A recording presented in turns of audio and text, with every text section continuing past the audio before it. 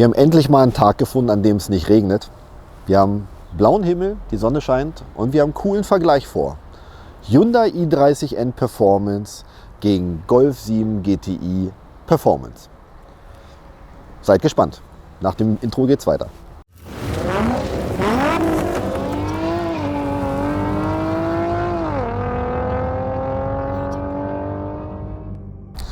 So, erst möchte ich noch mal kurz darauf eingehen, warum machen wir diesen Vergleich überhaupt? Ich sehe nämlich den i30N als direkten Mitbewerber zum Golf GTI und ist natürlich eine preisliche Alternative zum Golf. Muss einem natürlich gefallen. Wir wollen heute mal ein bisschen ins Eingemachte gehen und auch mal schauen, was die Fahrzeuge können. Dazu erst nochmal herzlichen Dank an das Autohaus Reinemann aus Geldern für die Bereitstellung des i30Ns. Wir schauen erstmal unter die Haube. So. Da fällt mir schon mal auf, die ist sauschwer, das heißt, die ist nicht aus Aluminium und typisch asiatisch, kein Haubenlifter dabei. Was haben wir hier? 2 Liter Turbo, ein sogenannter TGDI, das heißt Gasoline Direct Injection mit 275 PS und 353 Newtonmeter. Ja, sieht recht aufgeräumt aus. Ich würde sagen, ja, Turbolader ist natürlich ungünstig nach hinten verlagert. Wir haben hier den Luftfilter nach vorne. Das finde ich schon mal grundsätzlich ganz gut. Was ich hier sehe, das wird scheinbar auch noch mal so ein Rüssel nach vorne sein. Das heißt also gut konzipiert. Manchmal hat man ja bei diesen Fahrzeugen oder diese Fahrzeugklasse den Luftfilter nach hinten gesetzt, die Batterie nach vorne. Bullshit alles. Ja, wir gehen gleich erstmal zum Golf weiter, damit wir den direkten Vergleich haben bei den Motoren. Golf GTI Performance Modell mit 230 PS, 350 Newtonmeter. Oh, ein Haubenlifter. Einer zwar, aber der reicht ja. 2 Liter TSI, das heißt also auch Turbo, Turbocharged Stratified Injection. Die Anordnung ist ziemlich genauso, möchte ich mal sagen. Wir haben auch den Luftfilterkasten hier vorne, die Batterie dahinter, den Turbolader hinterm Motor. Ist eigentlich gleicher Aufbau. Wir haben bei beiden Modellen natürlich den Frontantrieb dabei. In dem Modell das DSG-Getriebe noch, glaube ich. War es DSG? Ja, war DSG. Und somit haben wir natürlich etwas bessere Schaltzeiten als bei dem Modell. Aber das werden wir nachher auf der Autobahn noch mal testen, was das in der Zeit tatsächlich ausmacht. Ja, wir gehen dann mal ganz kurz in den Innenraum. Das ist für uns nicht ganz so interessant. Wir sind ja so ein bisschen Performance spezialisiert und wir wollen gucken, wie die Fahrzeuge sich bewegen und performen. Also weiter kurz im Innenraum. Wir schauen uns mal die Zündsequenz an. Allein von der Haptik würde ich sagen, dass das Lenkrad liegt gut in der Hand. Das ist sportlich. Das hat ein paar Griffmulden so angedeutet. Wir haben gelochtes Leder seitlich, glattes Leder oben und unten. Wir haben hier noch so Drive Mode und so eine Zielflagge. Was das bedeutet, werden wir gleich noch rausfinden. Die Kunststoffe sind, ich vermute mal, kratzempfindlich über die Jahre gesehen. Wir haben im oberen Bereich des Armaturenbretts einen relativ weichen Kunststoff, im unteren einen harten Kunststoff. Ansonsten, gut, das Display erinnert so ein bisschen an Mercedes. Wir schauen uns mal an, was passiert, wenn wir hier die Zündung anmachen. Was wir tanken müssen, das finden wir gleich auch noch mal raus. Da gucken wir gleich noch mal in den Tankdeckel rein und werden uns wahrscheinlich überraschen lassen, vermute ich. So, wir haben hier ein 6-Gang-Schaltgetriebe mit Rückwärtsgangssperre und Sitzheizung an Bord. Wir haben überall die hellblau abgenähten Teile hier, Leder. Das heißt also auch am Sitz, am Lenkrad. Und machen wir einfach mal an, oder? Einfach mal schauen, ich bin neugierig. Also was mir gerade mal hier auffällt, die Kupplung ist sehr leichtgängig. Also die kann auch das Hausfrauchen treten. Der Hyundai i30N soll ja ein sehr hohes Standgeräusch haben. Das werden wir natürlich gleich nochmal von außen durchchecken und auch mit dem Golf GTI nochmal vergleichen. Da bin ich auch schon mal gespannt drauf. Sind ja eingetragen, glaube ich, 109 Dezibel, was ja schon mächtig ist.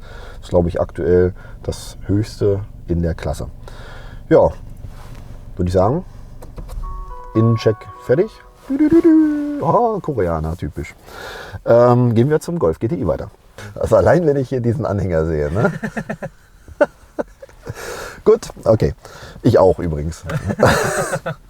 So, wir sitzen jetzt im Golf GTI Performance. Wir haben auch ein sportliches Lenkrad.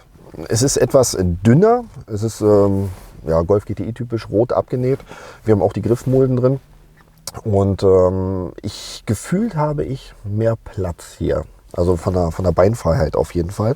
Die Sitze sind etwas weicher, komfortabler. Und ja, definitiv. Und wir haben natürlich das DSG hier an Bord.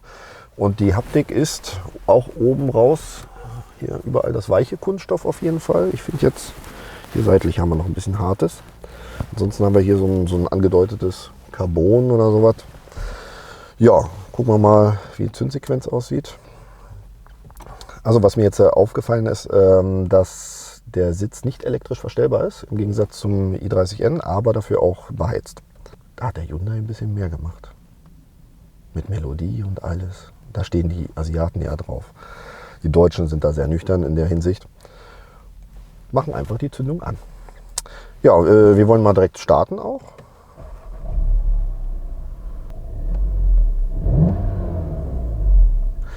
Von innen würde ich sagen, präsenter als der Hyundai.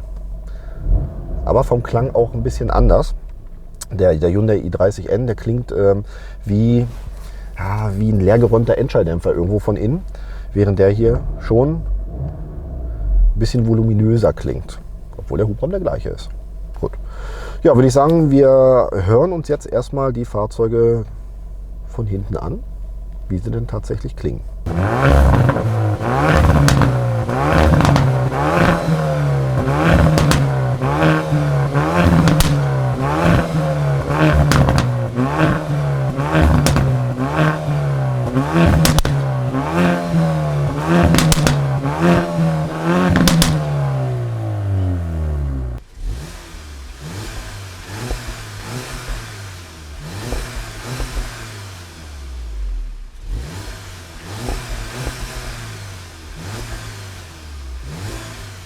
Ganz klarer Gewinner, Hyundai i30N. Klappenanlage drin, wie gesagt, es sind beide komplett Serie vom Auspuff. Ja? Und den kann ich nicht über 4000 drehen im Stand, den schon, der hat Klappe und der knallt auch ganz heftig. Und das zugelassenerweise serienmäßig so von Hyundai ausgerüstet.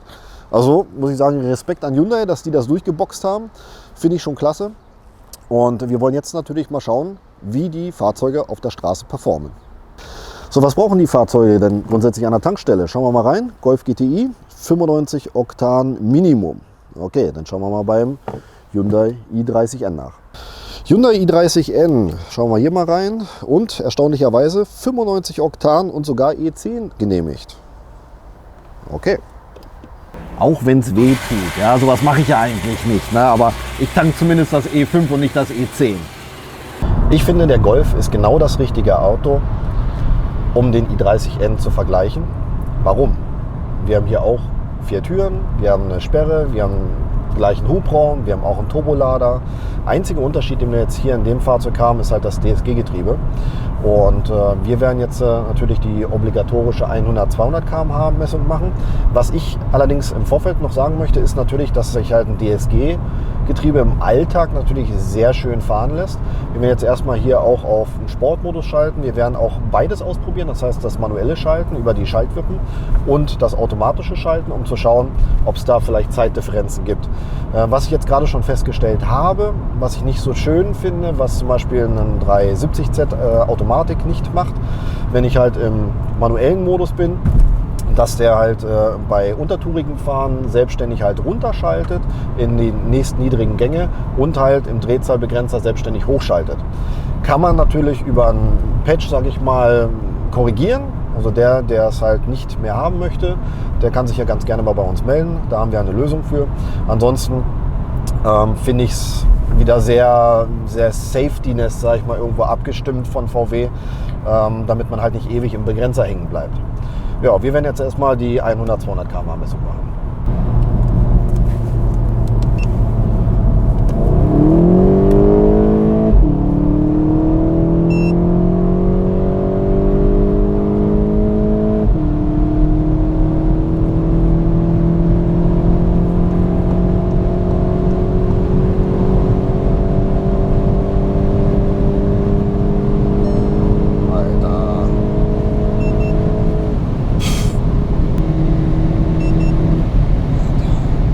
Bleib drüben.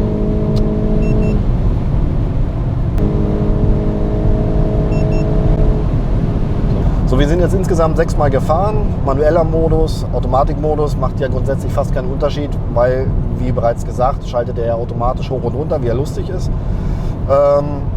würde ich ihm jetzt mal der Fairness halber eine 18,6 zugestehen und ist langsamer als gedacht. Jetzt kommen wahrscheinlich wieder direkt die Kommentare, meiner ist schneller. Also wir sind zu zweit unterwegs, wir haben halbvollen Tank und wir haben 95 Oktan im Tank. Ja? Nicht vergessen bitte. Und das Fahrzeug ist serienmäßig bis auf das Gewindefahrwerk, was hier drin ist. So, ich würde sagen, wir steigen jetzt erstmal in den i30N um und testen das gleiche nochmal. GoPro aus. Was? So, wir sitzen jetzt im Hyundai i30N Performance. Was ich von der Fahrposition schon mal feststelle, ich sitze auf jeden Fall höher als im GTI. Nicht nur, weil der kein Fahrwerk hat, sondern einfach von der Sitzposition auch auf jeden Fall höher. Und mit den 19 Zoll Rädern ist er auf jeden Fall hart. Also das poltert schon ordentlich. Wir fahren ihn jetzt noch ein bisschen warm. Und dann machen wir auch die 100-200 Messung auf den gleichen Teilstücken von der Autobahn. Und ich bin gespannt. Auf jeden Fall macht er vom Sound her schon ein bisschen mehr Spaß. Ja, der GTI hat ja den Soundgenerator drin. Aber bei ihm hört man jetzt hier im Schaltvorgang schon hinten so ein bisschen ballern, so ein bisschen runterschalten. Und ja, es bollert ein bisschen hinten. Und das ist schon ganz, ganz nett gemacht auf jeden Fall. Und wir wollen gleich mal gucken, wie das unter Volllast sich anhört. Und ob man das überhaupt in der Kamera auf jeden Fall hört. Schauen wir mal.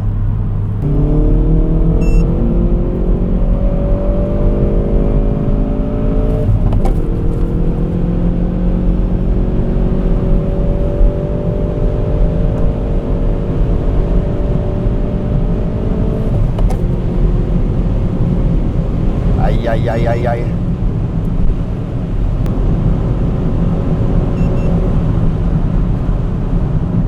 Absolut reproduzierbar. Krass. Ja, jetzt mehrfach gefahren, auch mal unterschiedliche Schaltpunkte ausprobiert. Also es macht auf jeden Fall Spaß. Das Drehmoment, würde ich sagen, ist im mittleren Drehzahlbereich auch gefühlt höher auf jeden Fall, aber auch wieder diese Schwäche ab 180 km/h ist da. Da passiert nämlich nichts mehr. Und der braucht ewig, um auf die 200 zu kommen, laut GPS. Wir haben jetzt absolut reproduzierbar, also bis auf das Hundertstel genau, eine 18,3 gefahren. Und somit sind wir im Schnitt 0,3, 0,4 Sekunden gerade mal schneller gegenüber dem Golf GTI Performance. Ja, was soll ich dazu sagen? Ich hätte es auch gedacht, aufgrund dessen, dass er halt mehr Leistung hat, dass er schneller ist, aber dem ist nicht so. Wir werden uns gleich noch mal ein bisschen die Daten angucken, wie Gewicht, und dann ziehen wir noch mal ein kleines Resümee. So, wir sind zurück von der Probefahrt mit dem i30N. Ihr habt gesehen, wir sind minimal schneller. Ist jetzt nicht die Welt gewesen. Das Fahrzeuggewicht ist bei beiden annähernd gleich. Was ich beim Fahren noch festgestellt habe, ist, dass das Sperrdifferential beim i30N etwas besser funktioniert als im Golf. Und man sieht die Nähe zur Rennstrecke beim i30N etwas mehr. Ja? Das heißt also, wenn man im N-Modus ist, dort kann man noch Sachen freischalten, umstellen. Es wird auch freigeschaltet, zum Beispiel das Bremsen mit links. Ja? Das geht ja in der Regel nicht. Dann fällt die Drosselklappe meistens zu oder andere Notlaufsysteme regeln dann entsprechend. Und das ist halt beim i30N explizit schon für die Rennstrecke vorgesehen, kann man so sagen. Also ein Einsteigerfahrzeug für die Rennstrecke. Ja, was ist noch zu sagen? Ich habe mal eben auch noch mal die Preise ein bisschen gegengecheckt. Der Golf ist mit ähnlicher Ausstattung ungefähr 7.500 € Listenpreis teurer. Liegt ungefähr bei 44.000 €, während der i30N in der Ausstattung, wie wir ihn jetzt gerade hatten, bei 36.500 € liegt. Wie gesagt, Listenpreis. Die Gebrauchtwagenpreise sind krass anders, also man kann es nicht anders sagen. Ich habe hier gerade gesehen, es gibt einen Vorführer, gar nicht weit weg von hier, mit unter 1000 Kilometer, 700 paar zerquetschte, für 27.000 € in der Ausstattung. Also ist mega. Während halt gebrauchte Golfs mit unter 10.000 Kilometer ab 32.000 € aufwärts anfangen. Das heißt also, auch dort haben wir ca. 5.000 € Differenz. Von daher hätte ich die Wahl, müsste ich sagen, rein von dem, was man machen möchte. Also wenn man auf die Rennstrecke möchte, dann kann man sich einen i30N holen. Das Fahrwerk ist schon sportlich straff. Für Leute mit Rückenleiden würde ich wahrscheinlich dann eher den Golf bevorzugen. Und ansonsten verbleibe ich damit. Ach, ich habe noch was vergessen, Tuning-Potenzial bei beiden Fahrzeugen. Natürlich beide Fahrzeuge prädestiniert dafür. Es gibt umfangreiches Zubehör für den Golf, Ladeluftkühler, Downpipes, Auspuffanlagen, Software etc. pp. Volles Programm für den i30N haben wir ja auf der Core-Performance-Seite mittlerweile nun auch ein vernünftiges Programm zusammengestellt mit Ladeluftkühler, auch mit Downpipe, Auspuffanlage. Software gibt es auch mittlerweile und das war jetzt natürlich im Vergleich Serienfahrzeuge gegeneinander und dort muss ich sagen, liegen sie Kopf an Kopf. Ja, so viel dazu. Euer Tino, bis zum nächsten Video. Viel Spaß damit. Ciao.